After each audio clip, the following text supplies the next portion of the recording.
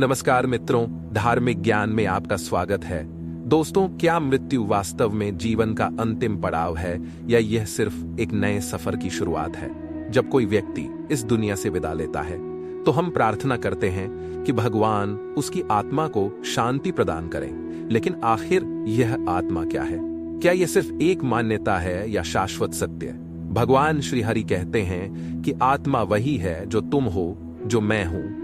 जब शरीर नष्ट हो जाता है तो लोगों की मान्यताएं बदल जाती हैं। कोई कहता है कि यह भूत है, कोई मानता है कि आत्मा स्वर्ग चली गई है। लेकिन क्या आत्मा वाकई कहीं जाती है या यह सब हमारी सोच है?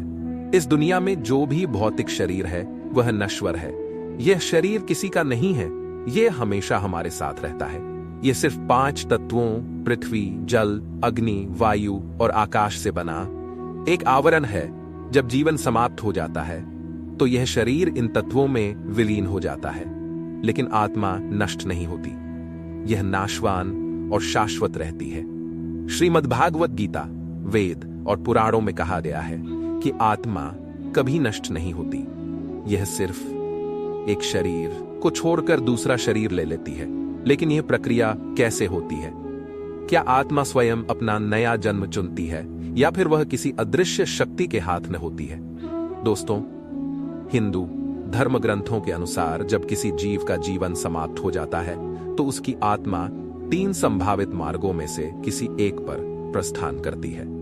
पहला अर्चा मार्ग, जो आत्मा को ब्रह्मलोक और देवलोक की ओर ले जाता है। दूसरा धूम मार्ग, जो पितृलोक ले जाने वाला मार्ग माना जाता है। तीसरा उत्पत्ति विनाश, जो हमें यमलोक और नरक ले जाता है।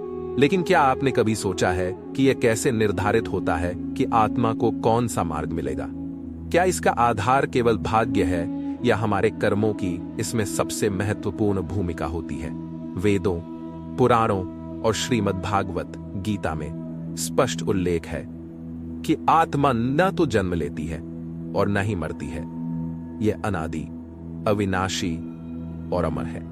प्रत्येक जीवन में आत्मा एक नया शरीर धारण करती है और जन्म से मृत्यु तक अपने कर्मों के अनुसार जीवन जीती है। जब यह शरीर कमजोर हो जाता है और विनाश के कगार पर पहुंच जाता है तो आत्मा इसे छोड़कर अपनी अगली यात्रा पर निकल जाती है। जब तक आत्मा पूर्ण रूप से स्वतंत्र नहीं हो जाती अथवा मोक्ष प्राप्त नहीं कर लेती, तब तक यह सतत चक्र चलता रहता है।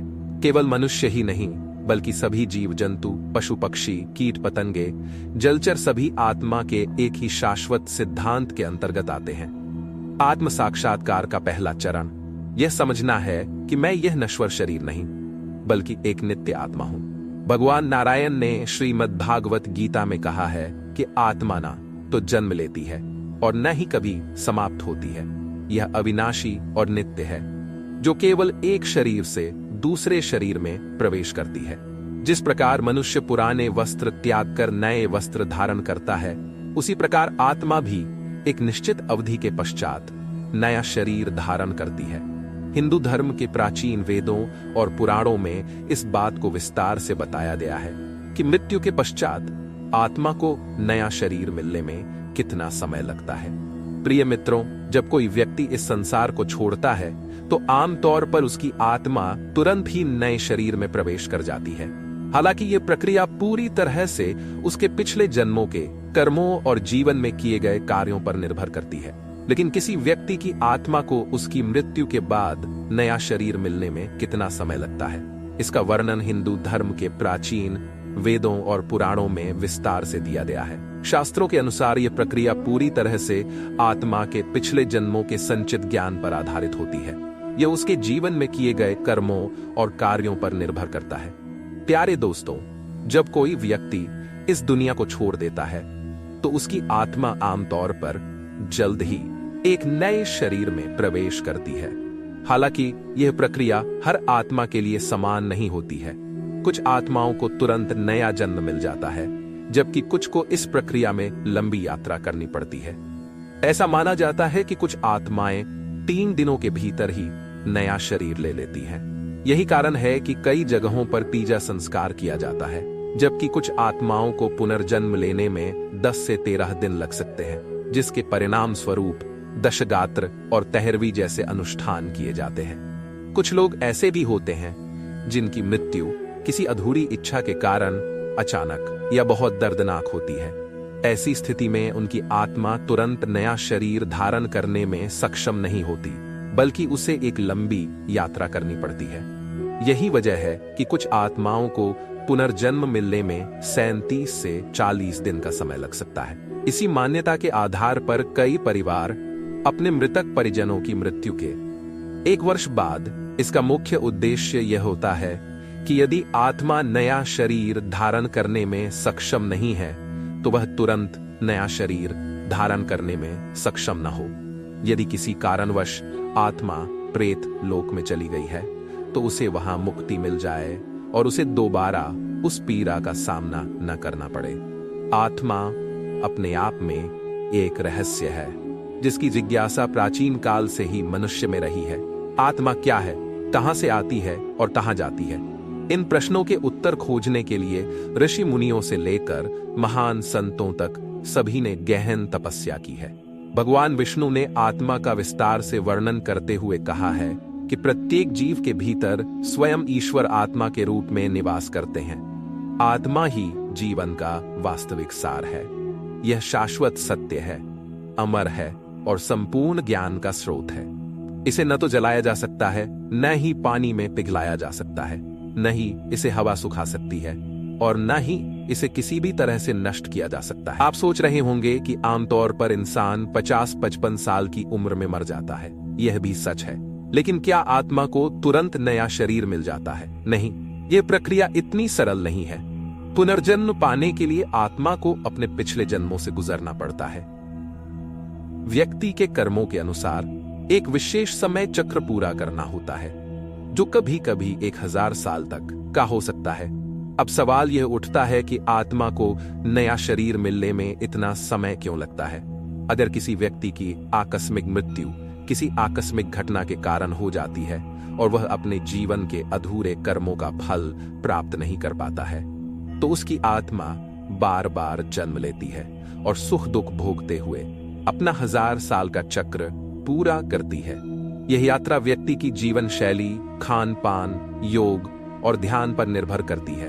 शास्त्रों के अनुसार व्यक्ति जितना अधिक आध्यात्मिक होता है, उतनी ही जल्दी उसे नया शरीर प्राप्त होता है। क्या मनुष्य अपनी आयु बढ़ा सकता है? पुराणों में ऐसे कई उदाहरण हैं जिनमें योग और ध्यान के बल से मनुष्यों ने अपनी आयु बढ़ाई और 1000 वर्षों तक धरती पर जीवन का आनंद उठाया। भगवान श्री राम, पंच पांडव और भगवान श्री कृष्ण इसके सबसे अच्छे उदाहरण हैं। उन्होंने न केवल लंबे समय तक सांसारिक सुख दुख का अनुभव किया, बल्कि जब शरीर छोड़ने का समय आया तो उन्होंने बुढ़ापे को पीछे छोड़ दिया और पुनः दिव्य रूप धारण कर लिया।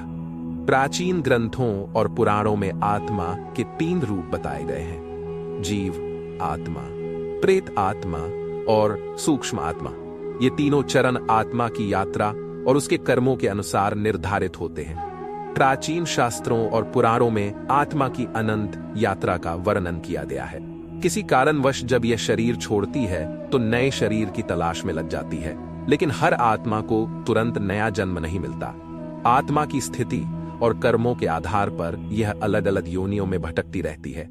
शास्त्रों के अनुसार आत्मा को 84 लाख योनियों से गुजरना पड़ता है।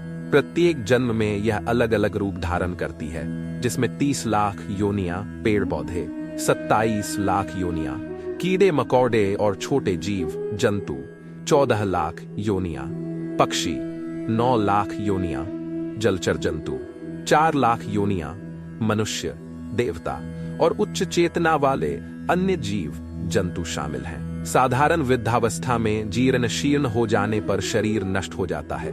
जीवन जब अपने अंत की ओर बढ़ता है तो शरीर की सभी ऊर्जाएं एकत्रित होकर अंतर्मुखी हो जाती हैं। लेकिन यदि किसी आकस्मिक घटना के कारण युवावस्था में ही मृत्यु हो जाए तो आत्मा की यह यात्रा और अधिक रहस्यमय और जटिल हो जाती है।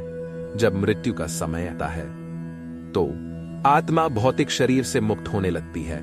मुख, नाक, आंख तथा अन्य मलमूत्र त्याग के मार्ग आत्मा के बाहर निकलने के द्वार बनते हैं। दुष्टों की आत्मा मलमूत्र के मार्ग से बाहर निकलती है, जिससे उसे तीव्र पीड़ा होती है।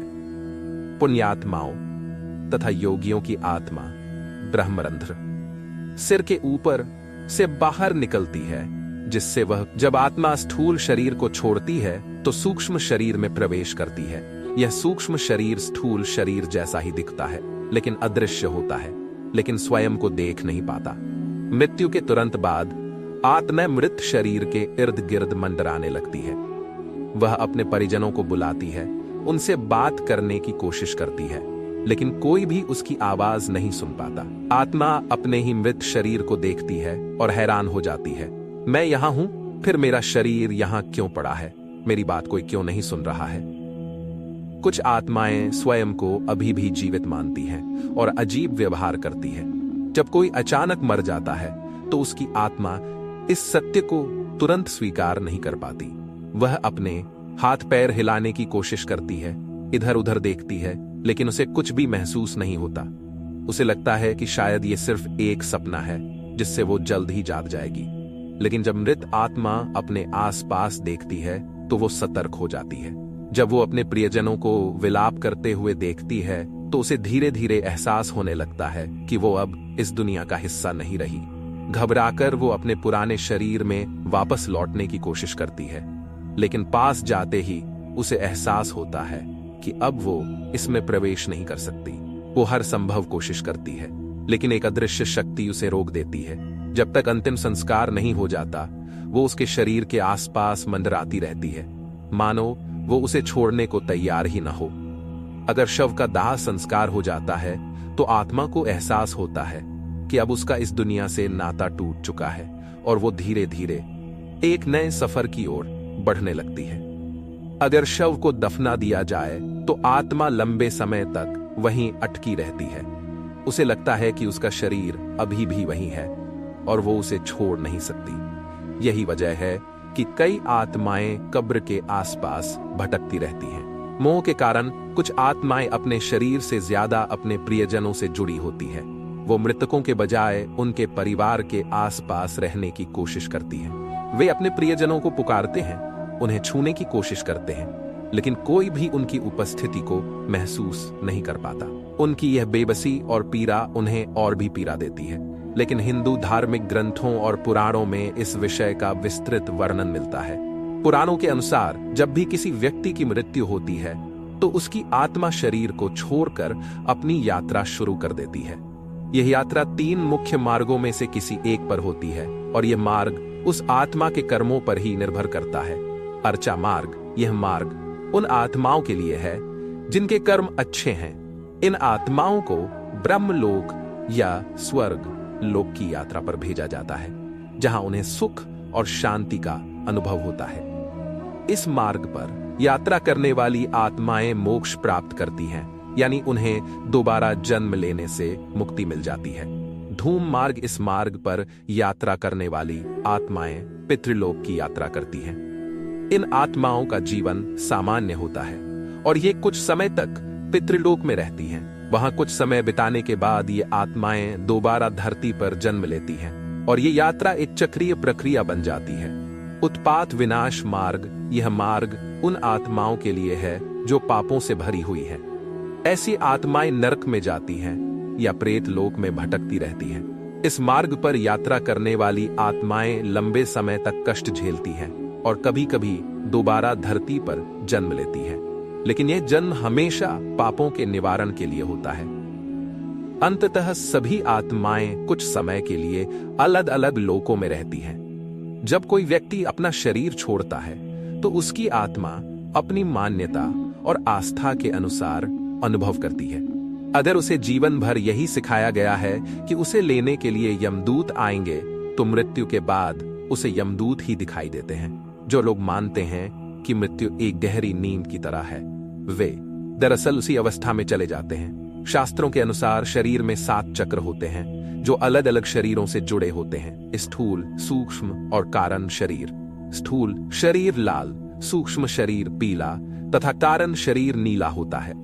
कुछ योगियों के अनुसार आत्मा नीले प्रकाश के रूप में प्रकट होती है, जबकि पाश्चात्य मतानुसार इसका रंग बैंगनी होता है।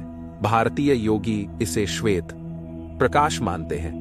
भाद्रपद पूर्णिमा से आश्विन अमावस्या तक का पितृपक्ष आत्मा के लिए विशेष होता है, जब पितरों का श्राद्ध किया जाता है ताकि उन्हें शांति मिल सके। पितृपक्ष में पितरों का श्राद्ध उनकी तिथि के अनुसार किया जाता है, जबकि सर्व पितृ अमावस्या पर उन पितरों के लिए तर्पण किया जाता है जिनकी मृत्यु तिथि ज्ञात नहीं होती। अमावस्या और पूर्णिमा को भी तर्पण किया जाता है। पितरों को याद करने से उनकी तृप्ति होती है। शास्त्रों में पितृयज्ञ का विशेष महत्व बताया गया है, जिससे पितर तृप्त होकर आशीर्वाद देते हैं। अब प्रश्न यह उठता है कि क्या कोई अपनी इच्छा से जन्म मृत्यु को नियंत्रित कर सकता है? शास्त्रों के अनुसार इच्छा से शरीर छोड़ना संभव है, लेकिन इच्छा से जन्म लेना बहुत जटिल प्रक्रिया है। महाभारत में भीष्म पितामह का उदाहरण है, जिन्होंने अपनी इच्छा से शरीर छोड़ा था। प्रत्येक जीव अपने कर्मों, संस्कारों और इच्छाओं के प्रभाव में नया जन्म लेता है। यह एक अचेतन प्रक्रिया है, जहां पिछले जन्म के कर्म बीज के रूप में अगले जन्म को निर्धारित करते हैं। इसे समझना गणितीय समीकरण की तरह है, लेकिन कुछ आत्माएं अपनी इच्छा से जन्म का स्थान और परिस्थितियां चुन सकती हैं। भगवद गीता में आत्मा को अमर बताया गया है। यह किसी भी भौतिक तत्व से प्रभावित नहीं होती। आत्मा का स्वाभाविक गुण ईश्वर में विलीन होना है, और जब तक वह अपने अंतिम लक्ष्य तक नहीं पहुंच जाती, तब तक शरीर बदलती रहती है। आत्मा को सामान्य रूप से देखना कठिन है। इसके लिए ईश्वर की कृपा और सूक्ष्म दृष्टि आवश्यक है। आत्मा में पृथ्वी तत्व नहीं होता, इसलिए वह वायु की तरह गतिशील रहती है। कभी कभी सुगंध या किसी विशेष गंध से उसका अनुभव होता है। आत्मा स्वयं अच्छी या बुरी नहीं होती, बल्कि उसके साथ जुड़े संस्कार और मन उसे ऐसा बनाते हैं। अज्ञानता और आसक्ति के कारण कुछ लोग तंत्र मंत्र के मायाजाल में फंस जाते हैं, जबकि वास्तव में इनका अस्तित्व नहीं होता। ईश्वर की भक्ति, सत्कर्म और आत्मज्ञान से ही सच्चा मार्ग प्राप्त होता है। गीता में भी कहा गया है कि आत्मा स्वयं ईश्वर की सांस के समान है। दोस्तों, अगर आपको यह कहानी पसंद आई हो तो वीडियो को लाइक करें और धार्मिक ज्ञान चैनल को सब्सक्राइब जरूर करें। जय श्री हरि विष्णु।